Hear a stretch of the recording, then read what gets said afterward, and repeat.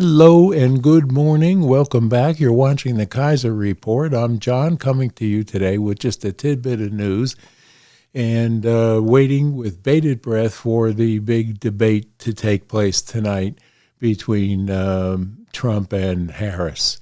So we should be in for a real treat at 9 o'clock tonight. If you want to stay up and watch that, it probably would be okay if you didn't, because it will be all over the news here and everywhere come Wednesday morning. So with that, we take a look around the world, and the big news this morning is SpaceX's latest mission that took place with a launch at 5 a.m. Of the SpaceX rocket that will take 4 people into the radiation belt area, and hopefully they are planning a spacewalk as a result of this, and that will be very interesting news. And on the lighter side of things, we don't have politics connected with it, but the Earth Van Allen radiation belts are an interesting trial for this manned rocket, and it's a 4-man rocket that we're going to wait and see how well that goes. Elon Musk is once again on the forefront of technology. If you look into some of the accomplishments of this man and the things that are said about him, leaves a lot to be wondering what people really think anymore. It's almost amusing that they can call this man stupid and this, that, and the other thing. When you look at the accomplishments of SpaceX alone, being able to land a rocket upright, you look at Boeing, they had to parachute this thing down into a desert, so they got out of the oceans and into the desert, but they're still using old technology to get there, while Elon is forwarding ahead with newer technology that actually works. But there you go. But this is why Donald Trump has realized that he needs this man and his brilliance to help turn this country around. But on the other side of the coin, we have a whole lot not going on with inside our government. It looks like both sides of the aisle are still on vacation. Not much being accomplished in these stupid committees that they have going on, looking into the assassination attempt, looking into the J6 real story, and getting the subpoenas out to Pelosi and the like. But that seems to be dragging its feet. I guess we're all waiting to see what the October surprise is going to be before we go any further on running this government. You have a sitting president and a vice president right now that are like on total vacation. Nothing happening there because they don't care. They're just hell-bent on cheating their way through a win of another election. And the world is watching, and the world is wondering, and the world is getting ready for probably what will happen. And you all know what I mean. But I hate to have to come here every day and talk about election problems and cycles of things that are going on with these people that are running for office and the lying, cheating senatorial elections and down-ballot elections all through this thing. And we want to get more into this beautiful season of fall that is taking place here in the Appalachian Mountains and around this country with all kinds of things. There's apple festivals, there's pumpkin festivals, there's all kinds of things that we should be doing and putting our mind to easing with regard to getting out and taking in the air of nature and seeing what nature has to offer you, and stop worrying about things that we have no control over. God is watching, God is guiding, and this is going to be his will. So we have to bend with that, and we have to relax our minds and stop fighting against the universe, because the more you fight against the universe, the less gain you will have in what you hope will be the end result of elections, of the way the government is running. The migrant situation is out of control. I saw this morning where people that are living in, the residents of Springfield, Ohio, are having problems with the Haitian migrants that were bussed in there by Alejandro Mayorkas without warning. They were just dumped there. They're living in their communities. They're setting up mattresses on people's front lawns, and just migrants all over the place. And now it's been reported this morning that these migrants, these Haitian migrants, are taking the ducks out of the pond, wringing their necks and eating them. This is not good for anybody's community to have happen in, and we need to get hold of this immigration situation that is not getting any better, but yet you have a sitting vice president that is there with Alejandro Mayorkas, letting this happen still every day of the week.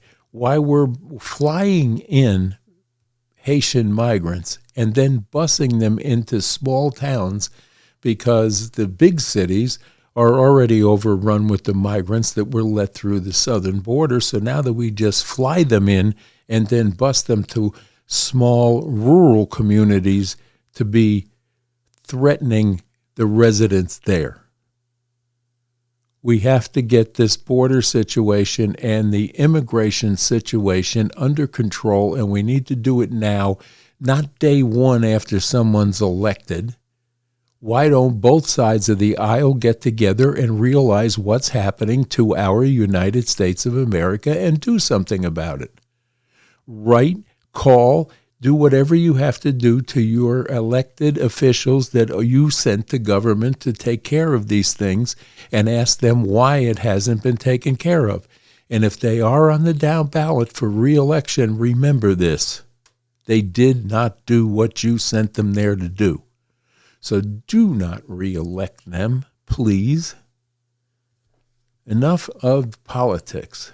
So we're into fall in the Appalachian Mountains, which is absolutely beautiful, and a day ride for most of you to get here and enjoy Blowing Rock, North Carolina, Irwin, Tennessee, Southwest Virginia, Marion, all of these places that have historical sites for you to visit and enjoy yourself with your family and get out of the doldrums of the everyday nonsense that's being fed to you through mainstream media, because it's not good for your health to dwell in these doldrums.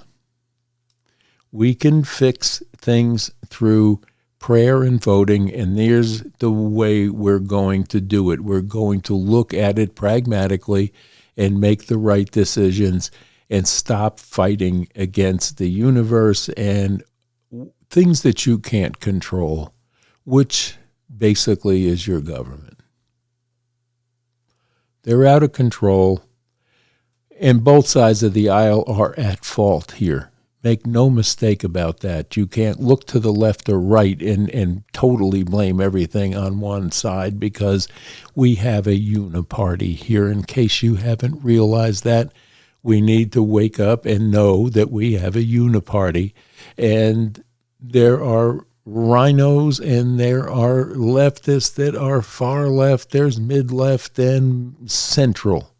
But you can't control it. We can control who we vote for in the future, and as I say and say always, we should not ever be electing a career politician to anything, because they're going to only do one thing: spend their entire life making a career out of politics, and this is the problem. Enough said. But I'm really excited about the progress being made by Elon Musk on the SpaceX side of things. I know that Tesla has been a little up and down recently, but I think he has some new products coming out of there. This is a brilliant man that should not be taken lightly. We are thinking about switching to Starlink for our internet program. I read a lot about it yesterday, and I'm really thinking of going in that fashion over to Starlink, because these other internet providers they're full of ads, and their viability isn't all that great. Let's just put it that way. They tell you you're buying, let's just say, 100 megabytes, and then it turns out that when you run a check on these things, it's half of that. But you pay for more. With Starlink, you're not getting that, and then you're getting the availability with Starlink that if you're out in the desert, you can take your thing with you, and you're going to have internet service. This is the kind of thing that Elon Musk works on and comes up with and makes workable for you and me. So remember that when you see people running down Elon Musk as being nutty or this, that, and the other thing, because he's far from it. And when you recognize that, and you recognize what he will bring in the rest of his lifetime to innovations for us, I think you'll think along the same lines I do. But anyway, it's Tuesday here, and we're looking at another beautiful day. It was cool this morning in the low 60s, and I believe that it'll be mid-70s today or thereabout. And a beautiful day for us to get out and do some work and enjoy this clean, fresh, crisp air. So with that, we're going to say it's a little short one today because we're waiting, as I said, with bated breath for the big debate tonight to see whether or not we're going to have a real contest or a fake contest.